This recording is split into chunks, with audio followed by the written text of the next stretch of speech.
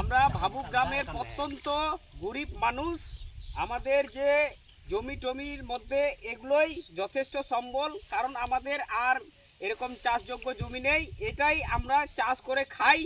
কিন্তু এই ভাবুক গ্রামের ডেগরাপাড়া আর পাইকনডাঙ্গার কয়েকজন অসাধু লোক আছে যারা বাইরের কিছু লোককে দিয়ে এই সরকারি অবৈধভাবে সরকারি যে বিল আছে সেই বিলটাকে অবৈধভাবে চাষ করছে।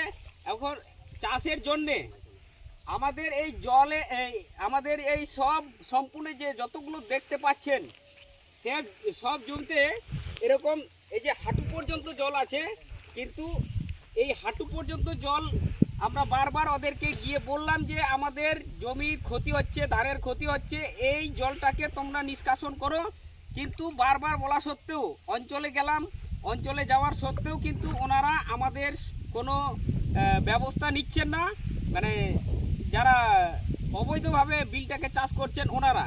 কিন্তু আমরা চাই এই বিলের জলগুলো সম্পূর্ণভাবে এটাকে শুকিয়ে দেওয়া হোক, প্লাস আমাদেরকে বাঁচিয়ে দেওয়ার জন্যে আমরা কিন্তু সরকারের কাছে একটা আবেদন করছি। তো আপনারা এটার একটা যথাযথ ব্যবস্থা গ্রহণ করবেন।